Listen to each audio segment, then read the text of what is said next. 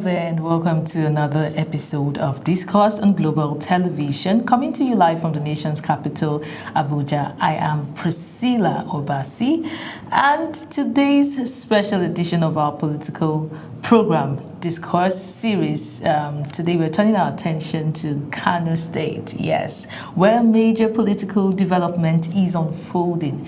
Reports indicate that Governor Abba Kabir Yusuf is set to formally join the All Progressives Congress, the ruling party at the federal level. Now, this comes after his tenure with the New Nigeria People's Party, talking about the NNPP. And we're going to have this conversation with one of the indigents of Kano State. He is a political analyst, as he is also a barrister, and he will help me unpack this. We'll unpack the historical, the present, and the future implications of this development. You get to meet our guest after this break. Please don't go anywhere. Discourse continues in a bit.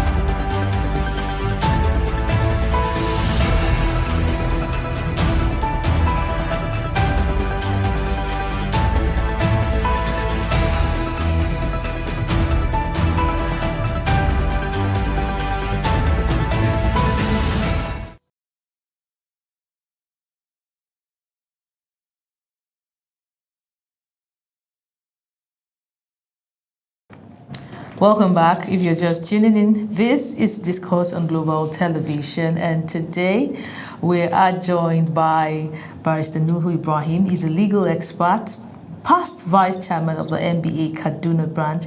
He's a former national convener of the defunct New NBA and the principal partner at Nuhu Ibrahim and Co. Kaduna. He is, like I said, a political analyst too that will help us dissect our conversation for today. Barrister Ibrahim, thank you so much for joining us on today's conversation. Thank you for having me.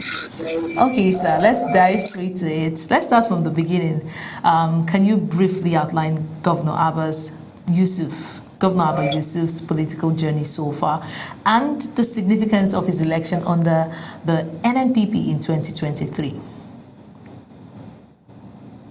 Yes, I think Abba Kabir Yusuf is a politician who we will say has proven his popularity as far as the people of Kano State are concerned.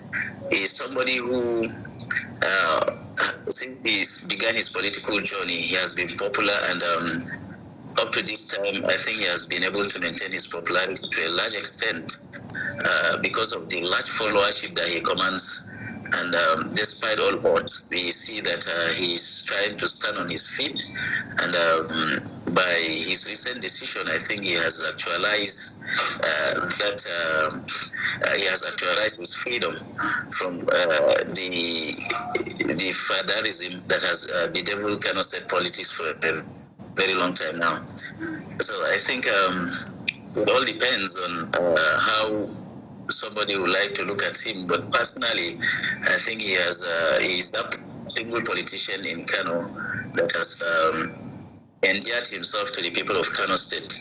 And policy-wise, since assuming office, I think he has done a lot of things that have made the people of Kano State to like him.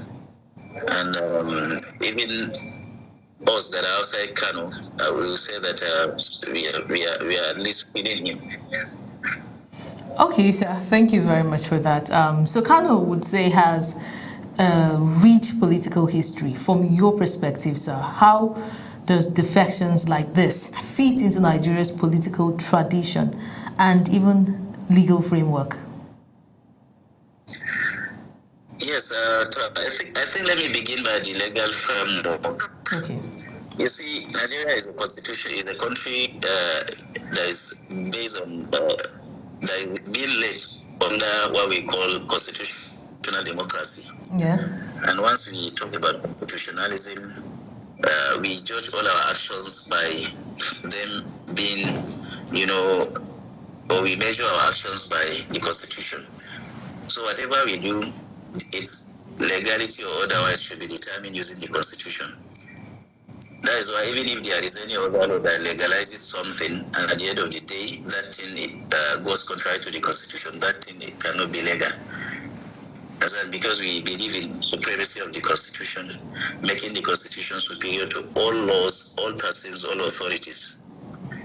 So in this case, if we are to look at whether the issue of defection is legal or not, let us look at what the Constitution says. In Section 40 of the Constitution, the Constitution clearly guarantees as a fundamental right of a citizen the right to associate, right to belong, and then 41 entitles some a citizen right to assembly, freedom of assembly. And then now, if you look at freedom of association now, if you say, okay, you have the right to associate, what does it entail? In legal parlance, it entails three things. Freedom before joining an association, then freedom while a member of an association, and a freedom after joining that association. So if at all any of these three is not available to a citizen of Nigeria, then his freedom is being trampled upon. What do I mean by freedom before joining an association? Is that as a citizen of Nigeria, you have the freedom, while just being your individual self, to determine that you want to join a particular association today or tomorrow, or you may not want to join. Understand? So that freedom to either join or not to join is the freedom before joining the association. So at least that the Constitution has guaranteed. Then the second aspect, which is your freedom while a member of an association, a situation that where you have decided in the first place to join a particular association. When we are talking about association, it can include political associations or whatever, like political parties. So now, after deciding to join a particular political party or an association, now while a member of that association, you still have to have the freedom to remain a member of that association or to cease from being a member of that association. For instance, a member of a political party, APC, PDP, or whatever, may today decide to continue on his own to continue being a member of that same party. On the other hand, may decide that no, I'm no longer in tandem with what this party is doing, so let me go and find my place somewhere. So this is what we call the freedom while a member of the association. And then now, freedom after joining that association is, for example, when you have decided to leave that party, or you have decided to leave a particular association, you should be entitled to your freedom. Nobody should come and intimidate you that because you have left that party or you have left this, you are doing something illegal. Understand? So you should, and just because you are a member or you are a former member of another association does not prohibit you from joining another association. Okay. So in this sense, you see that putting it on the legal or coming from the legal perspective, you see that the Constitution of Nigeria has recognized the right of citizens to either remain or join political parties, either to join, remain, or leave political parties. So in this wise, you cannot fault the decision of Abba Kabir or any other person that has that has defected from one political party to the other. How do you foresee the NNPP responding to this defection, sir? Unfortunately, we have to pity NNPP as a political party. Okay. In the sense that Yusuf Kabir happened to be their only governor nationwide. Oh. And now they have lost. True. Yeah, now they have lost it. It is really something pitiable.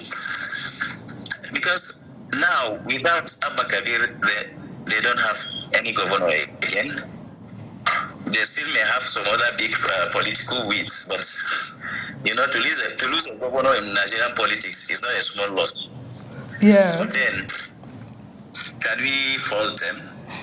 What would you say is the reason for this defection in the first place? Do you think there was a kind of rift that is resulting to this defection? Talking about the NNPP and Governor Abba. Yes, you see, some of these decisions of politicians you cannot tell, but from the little parts of the party, at least we can say that they also go through certain political internal issues. We cannot forget recently when the party or some elements in the party sat and said they had sacked their national leader, who is Rabiu Musa Konkoso, as a member of the party. That one, even though they're able to bury it later on, at least we know that there is something internal. And then apart from the party issue, even in Kano itself, their political trajectory has proven over or recently that there are internal issues within the NNPP as a party. So probably Abba Yusuf and then his godfather, we can reasonably suspect now that they have fallen apart, at least for the time being. We don't know whether there could be later realignments among them. What cannot say is that state that we have seen even the godfather himself, that is Rabiu Musa Konkoso, we have seen him defected. We saw him in PDP when he was the governor in PDP. Eventually he left PDP to, was it CPC? And then later on PDP again, and then back to NNPP. So you see that he, as a godfather, he also recognizes that freedom of association, that freedom to defect. So I'm sure by now he will not feel, undone by the act of the governor. To at least the governor has proven himself as a good student. He has learned how to defect from one party to the other from his godfather himself. Interesting. Interesting. So historically, how have similar defections like this influenced voter trust and governance in other states? So I would say that it all depends.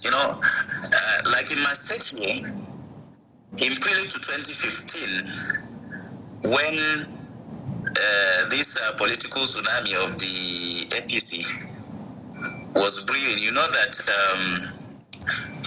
we had a governor here who was PDP then, but then who was very loyal to the center. His godfather at the center, so he felt that he cannot defect. And unfortunately, that was his undoing. Because probably if he had defected to the opposition then, they will give him unopposed ticket, and then he will eventually win the election because of the political landscape at that time. But then he blindly, followed his loyalty to something that he ought not to have done, and unfortunately, that made him to lose the election as an incumbent. And I'm sure there are many other cases. So when the election is approaching, one should be, particularly if you are a politician, you are holding a political power, you should be able to study the situation and see what way for you. Because if you continue sticking to something that is not working at the moment, then you may just end up wasting your career and not achieving what you want. So it's all the move of Abba and other politicians can be seen as strategic, depending on how they are seeing it. And the whole issue, issue of defection and not defection, if you look at it from different perspectives, you arrive at different conclusions. Certain conclusions are positive, or see it positively, other perspective would see it negatively. For example, now coming from the legal perspective I have just highlighted, you will see that it could be, because it is allowed, at least if you have done something that is lawful, you are blameless. Nobody can blame you for doing what the law has permitted. But then if you look at it from political angle again, you also see that it all depends on your political maneuvering and calculations and the particular region you are coming from, and maybe what are the parameters you are looking at, moving forward into the election. So probably Abba's decision and other governors' decision, but we have seen Plateau State, we have seen Rivers, they are all moving to the ruling party. Probably that is what their political calculation and mathematics is telling them. So you look at it from that angle, maybe they know what they are doing, or maybe they are falling into error. Only God knows. So we cannot conclude for now whether it is a positive decision or not until we see the outcome of the election. And then if you look at it, probably the angle that can even negative it or give it a negative image is the moral angle, which is the fact that you have won under a political platform. They have given you their platform, they have worked for you, expended time and energy resources for your success, only for you to turn back and say you are no longer with them.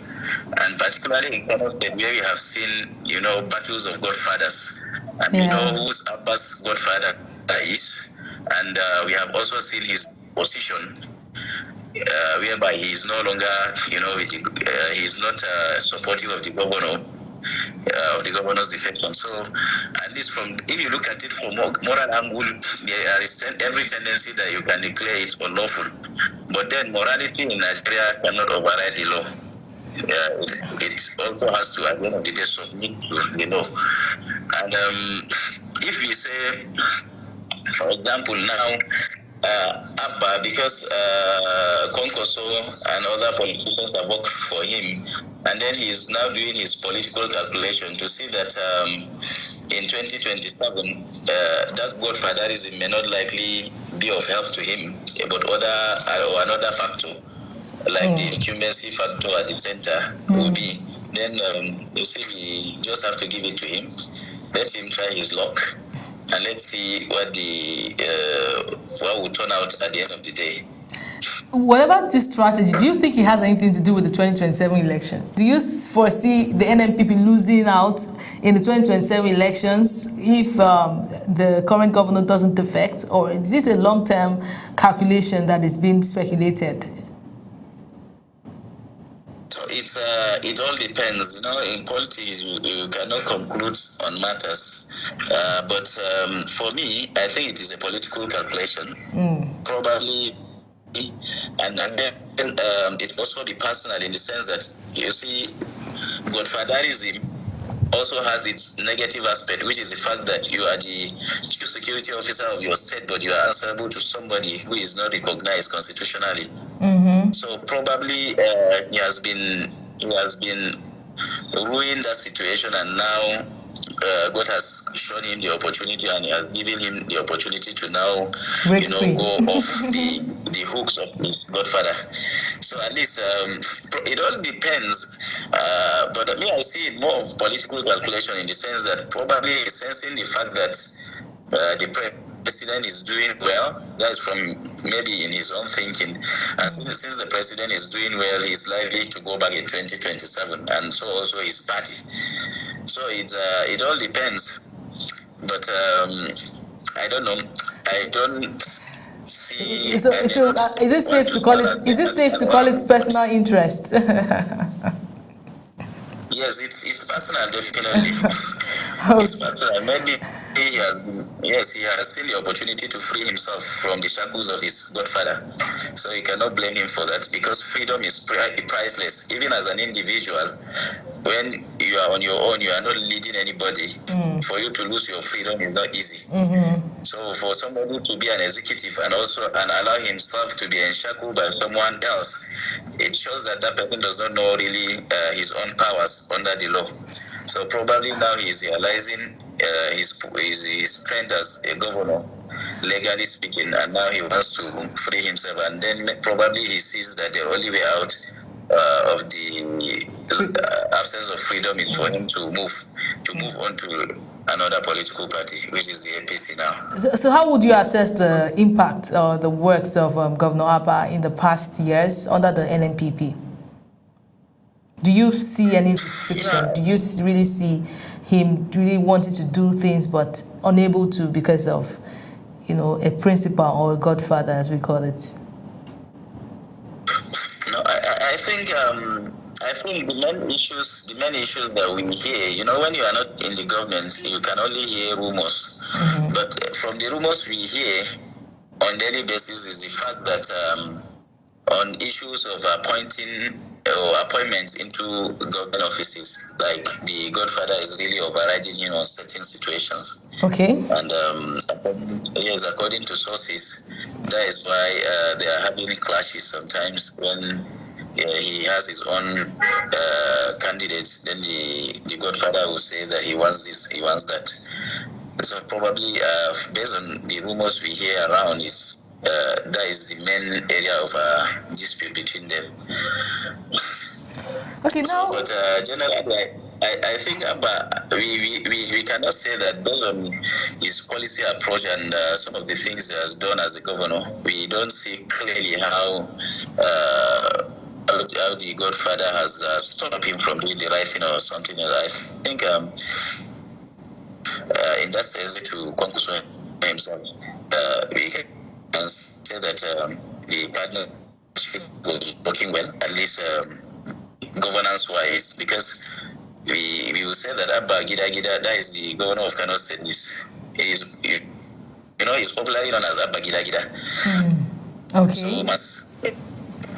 So his performance has been outstanding, and if the governor has been marching on him, I don't think he will be able to achieve all this. If the godfather has been stopping him from doing the good things, we wouldn't have achieved all these things. So we'll say regardless, he has done a good job under the NNPP. Yes, I think so. The only thing now that is left is probably the only thing he's considering or that is making him have problem with his boss is the 2027. Maybe he's saying that if he does not join the ruling party, then despite the wit of his godfather, he will not be able to return to the government house. Really? It all depends. Really? Is that a possibility in any way? Because we have seen the NNPP take over power since, I think, in the past 2 elections, right? In the last 2 elections, they have been ruling. So, and they have ruled as, Are you trying to say something, sir? No, I said this is their first regime. Okay, this is the first regime. The first regime was as NNPP, right? It wasn't as a party that later changed or from a defection that happened when they won power. I'm not sure, but I know that this is his first term. So what I'm saying is, if they could win once, I mean, what stops them from winning again and again and again? Because NNPP seems to be a dominant force in Kano State. Yes. So I really do not think. I really don't think it's based on returning back to the government house. Well, I personally foresee a future calculation, and I don't know, what basis, yes. But I know it's bigger than, I feel, I speculate that it's bigger than the current 2027 elections. My view, though. But let's move ahead to the current news. Reports also suggest that APC flags have been hoisted at the Kano government house. and this is signaling the governor's formal entry into the party. Could you clarify how formal defections take place, both legally and procedurally? So generally, in Nigeria, it's just for you to renounce your membership of your former party. So it's basically by just a word of mouth. Sorry? Is it basically word of mouth that does it all? And what are the formal processes, the official processes? No, you have to go beyond saying it orally, because membership of a political party is not just a thing of mouth alone. You have to go and get your registration with a political party. So if you want to defect, first and foremost, you must renounce the membership of your current political party. Then you now obtain membership of the other political party that you want to join. So you renounce it with statements, written statements, or is it basically by just saying it? The renouncing and the entering of the new party. It's both. You must make it, since as a politician, you must make it verbally. Okay. Then you have to take steps of meeting your new party, returning to the old party their membership card. So when then we see that in practice in Nigeria they do this just like their spiritual whatever, or let us say they will invite party followers of the new party. They will welcome you formally in a political atmosphere like this. So it all depends. So legally, once you return their card, the card of the old party, you obtain the membership card of the new party. Legally speaking, you are deemed to have defected. But then politically, you know that it has become a tradition for them to organize rallies to welcome newcomers. So we have not seen that yet in Kano, but we are expecting that most probably very soon. So that is just it in Nigeria. How would you describe the atmosphere in Kano State today? So far, me, I have been very busy. I cannot really say, but I am sure and hoping that the atmosphere is very calm. I don't think there is anything like tension or anything, except for political gossiping and whatever. That one, we should be very sure that it's on the high side now. The people that are ruining their loss now, that is the NMPP, who are definitely doing a lot of things, maybe probably to pacify their members and to ensure that they reduce the damage. Because now, the governor having gone, if they lose all their other members, particularly the members of the legislation, yes, and other political stakeholders, it's not going to be easy for them. But at least for now, we see that the deputy governor is not joining the governor. At least he is remaining. So the party has not lost it all. And I can also learn that most of their members have not joined the governor on his trip to the APC. So I'm sure they still have something to hold on to, depending on whether they can hold it for a very long time or not. And do you see them holding it for a very long time? And do you think the governor would perform as much as he should with a deputy governor being in another party? How do you see the synergy? It's a very complex scenario, and it may all depend on their individual egos. If they are willing to work for the benefit of the people, their political differences will not stop them, and particularly having taking into account their history. They already know themselves where they have worked together for many years, and then we cannot see them now, just because of political difference coming to to be fighting each other and not doing anything for the people. So we're just hoping and praying that they will be able to unite. But if the tension persists beyond this, then there is likely going to be a lot of problem of governance, because if the NMPP still maintains its majority at the House of Assembly, and then the governor is, so very soon probably we will begin to see reverse scenario, whereby on daily basis there will be they'll be submitting applications for the impeachment of the governors on grounds of whatever misconduct. So it all depends, but we just pray that they will exercise maturity. The deputy governor, I think, is mature enough not to, is mature enough to know that the governor is his leader, and then he should be able to be loyal, notwithstanding their political differences. Okay, sir. Critics argue that party defections undermine voters' mandate. How do you respond to such concerns? Yes, I think I'm also of that view because just like I was saying, looking at it from moral point of view, apart from that element, that apparent betrayal of your political party or your political associates, there is also betrayal of electorates. But it all depends. Sometimes electorates do vote parties on the basis of the individual they are putting forth for election.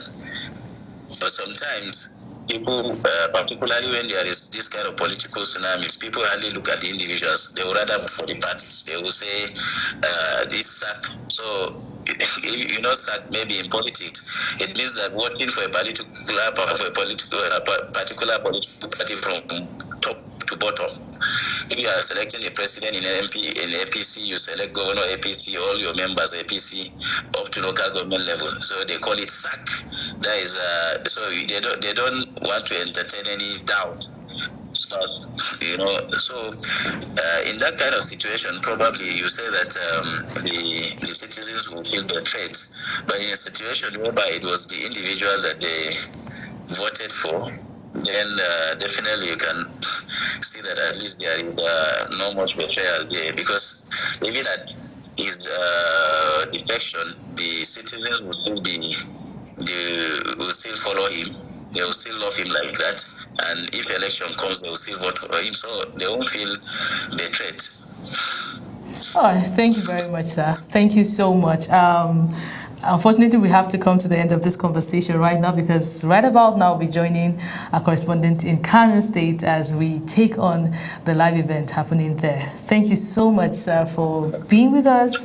The conversation continues, of course, as we join them. So, viewers, please stay tuned, because today is going to be a big event happening right now in Kano State. So, stay tuned. Discourse continues into the live program. Thank you very much. Okay.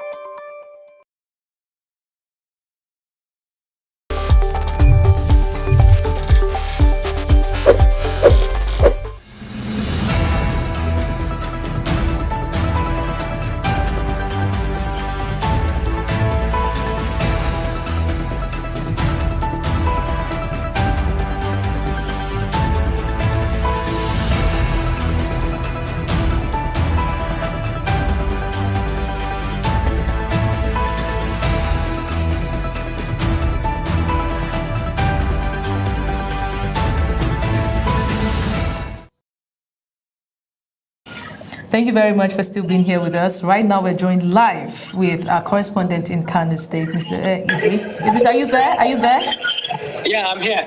Okay, so I want to hear feedback. I want to hear what's happening right there in Kano State. How is the atmosphere in Kano State right now, Idris? Well, actually, the atmosphere, I'm sure you can hear the background. Yes, the noise that is too much from where I am. And since morning, people from different parts of Kano State started trooping into the state government house to witness the official declaration of Governor Abba Kabir Yusuf, official decamping to the All Progressive Congress. And like I said earlier, since morning, the party flag, as in the NMP flag of the New Nigeria People's Party, have since been replaced with the flag of the All Progressive Congress in Kano Government House. And so far, right now, I'm inside Coronation Hall, where the governor is going to declare that he has defected from the NNPP to APC, and then he will also declare e-registration of party membership card here in Kano. So at the moment, people are still trooping into Africa House. I can see that many people, those people who are prior in APC, who are in the camp of the former governor Abdullahi Ganduje, I'm seeing their faces coming into the Coronation Hall. And I'm also seeing the people from the governor's camp, those who are with the governor when he was in the NNPP, and those who decided also to follow him to APC are also coming into the hall. So any moment from now, the governor will enter the hall, and then he will make the official declaration. Then he will also flag up the e-registration of party membership cards. Thank you very much, Idris. We also hear that the deputy governor isn't joining in this defection. How do you see the synergy? Exactly, that is actually what we are hearing. The deputy governor is not joining the governor into the APC. The deputy governor is going to remain with the New Nigeria People's Party. And this is why we have a division within among the politicians here in Kano. Even among the NNPP itself, there are those who supported the move by Governor Abba Kabir Yusuf, who are now with him going to APC.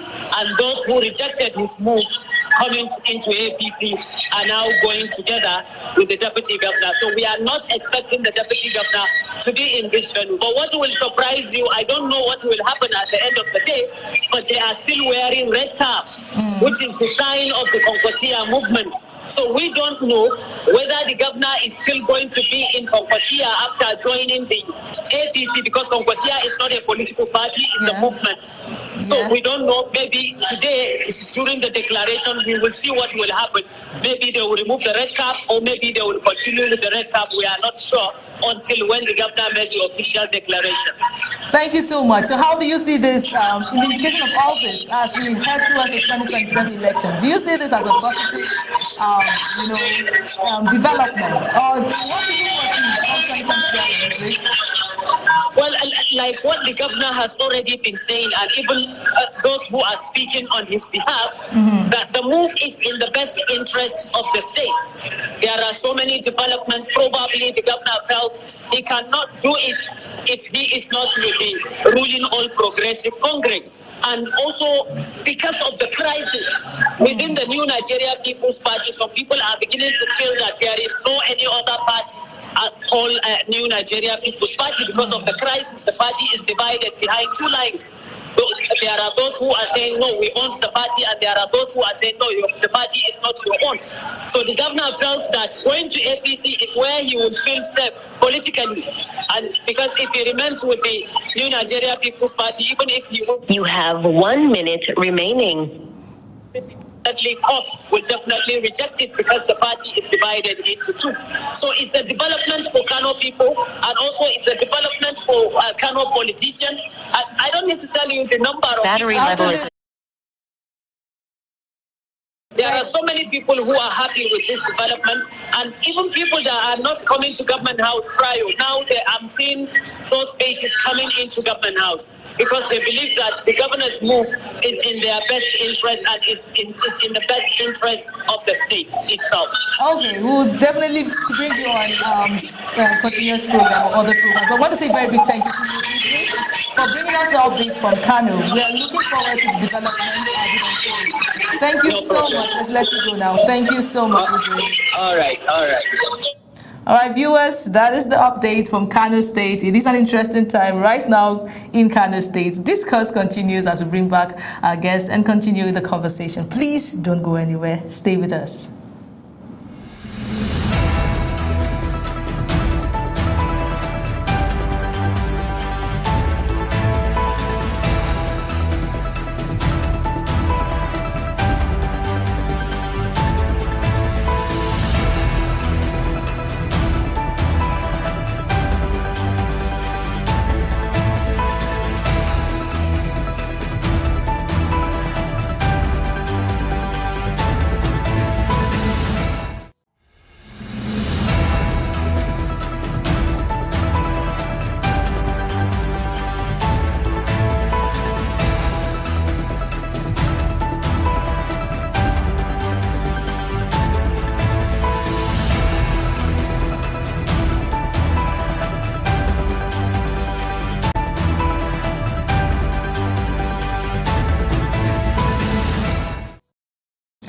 Thank you very much for still being here with us. It is a historical day in Kano State, and we are right here in the studio analyzing the situation happening in the state. We're still joined with our wonderful guests. So thank you so much for still being here with us.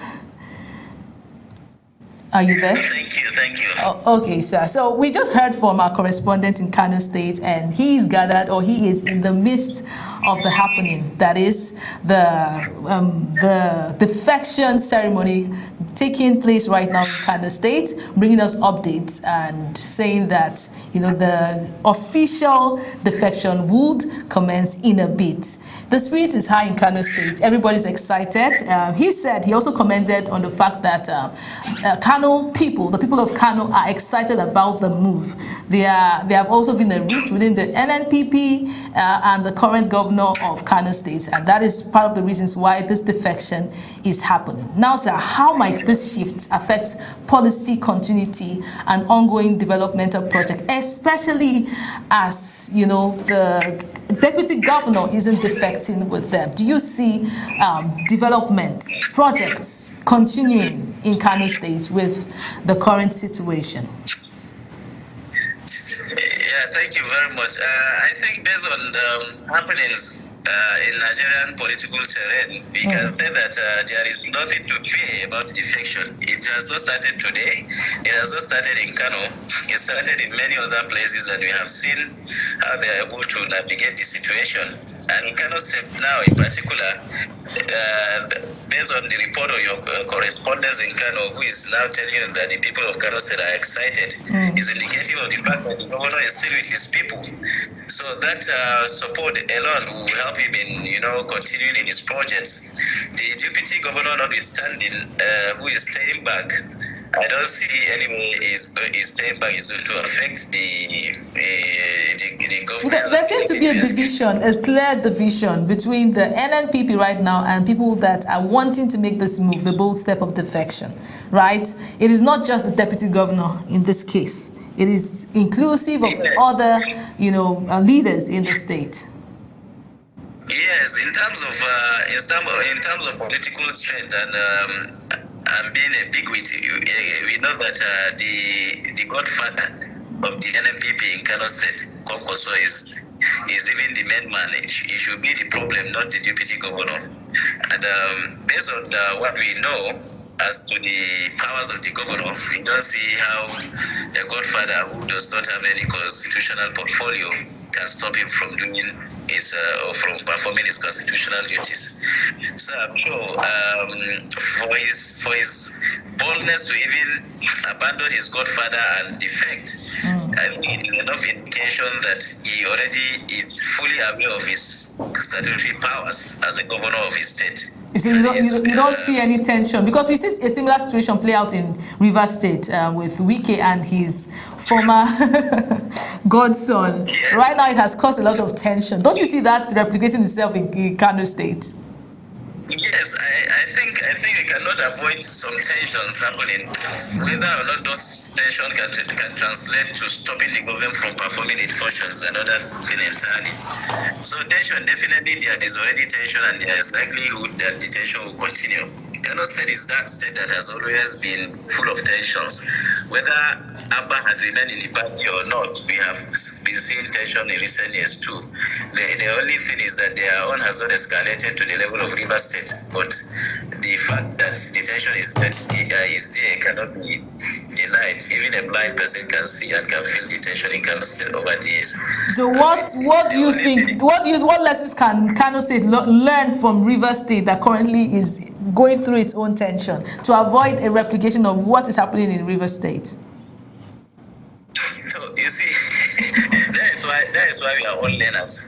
Every politician should be able to avoid the situation of River State. At least we have seen some form of suspension of democratic leadership in the state. That is not good. It's neither good. In fact, it is not good for anybody, not the ruling party nor the opposition. So if Kano allow itself to escalate to the level of River State, I think the leading politicians here are not good learners, have not learned from what happened in River State. And I don't think it will go to that level, because in Kano, you see, it will all depend. And from some of the information coming in now, we can learn that at least the Speaker of the State Assembly is with the governor. And then, the opposition APC, that is the former opposition APC, at least they used to have a substantial number of members in the State Assembly. So plus the few number that the governor will be able to carry along, at least he will have a majority in the State Assembly, and that will give him an edge over whoever that want to stop him from doing anything. Okay, sir. Looking ahead, how might this move shape 2027 gubernatorial elections and the presidential elections in Kano and across the north? Do you even see this affecting northern Nigeria and its politics? You see, when it comes to election in Nigeria, we know that governors are major stakeholders in electioneering. So for the president, I think it will be a win situation for him in Kano State, and for the APC, at least they already have a very substantial support in Kano State, because the NNPP cannot boast of having up to 70% majority in Kano State. The APC was already there even before the defection. So now with the defection, I'm sure probably most likely the APC will have an edge over the opposition. And then that will translate into benefit for the APC in the 2027 elections, most likely, depending on all other parameters. Because as we are approaching 2027, a lot of things are at stake, and anything can change the whole, political terrain. And we don't know. For now, we can only speculate that with this defection now, the APC is likely going to be the beneficiary of it all. In the north of Nigeria, you don't see the ADC coming close, or even the Labour Party. Oh, sorry, the ADC and other political parties, the PDP. No. The issue is it all depends. If the ADC and PDP can be able to bring the aggrieved NNPP now into its fold, if they will bring those people into their fold, I think it will also give them some additional strength, depending on whether or not they'll be able to do so. So you see, one bad thing is that when you want to do opposition politics in Nigeria, it's always painful, to see that the opposition figures, the leaders, are not able to, galvanize or to unite, to have a common front. Most of them, they are individuals, and by the time we all have to wait to see how their primaries will, span out and the aftermath. But for now, I think based on what is happening, the opposition party, the ADC, the PDP, I don't think they are doing a good job as an opposition party, because all the gains, all the defections we are seeing are one direction. Okay. So you just begin to wonder whether the opposition is able to convince citizens to, to go against the present government, and in such a way that they will be able to change the government in the next election. So I think it all depends. It all depends. But from what I'm seeing, on daily basis, if you want to support opposition politics, you get discouraged because of lack of common purpose among the major stakeholders. Okay, so the governor is joining the APC, and is it not possible that the APC had gubernatorial candidate come 2027, and now the governor coming into the party will just take the place of that person? Doesn't it raise concerns about aggrieved members in the APC? Yes, there is also that possibility, because now, within the APC, a lot of things will have to change. At least they used to have the national chairman of the APC as their godfather in Kano State. And now, with the presence of an executive governor in their party, we all know that constitutionally he is the leader of the party in his state. And so it all depends on how the APC itself is going to be able to manage that kind of situation, and how they can, be able to hold on to their membership and support. But if they allow themselves to, be divided on the basis of who is superior to the other, especially high-profile defectors like Governor Abba and the other governors, high-profile governors in other states. Sorry, I didn't get that. I said especially talking about high-profile defectors like governors defecting and taking the chance and the space of people that had, aspirations to become governors in the APC in their various states.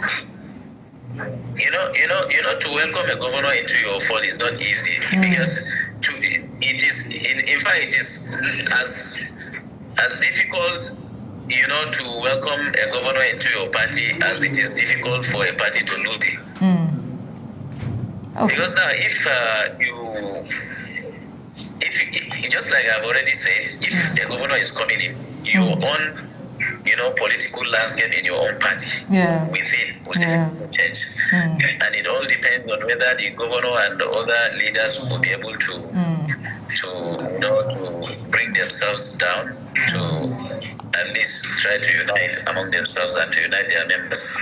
If they are able to do that, good for the party. If they are not able to do that, good for the opposition.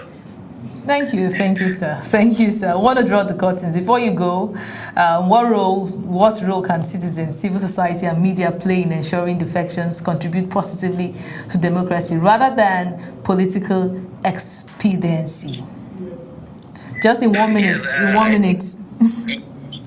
Yes, I think it's time that that some of us, jettison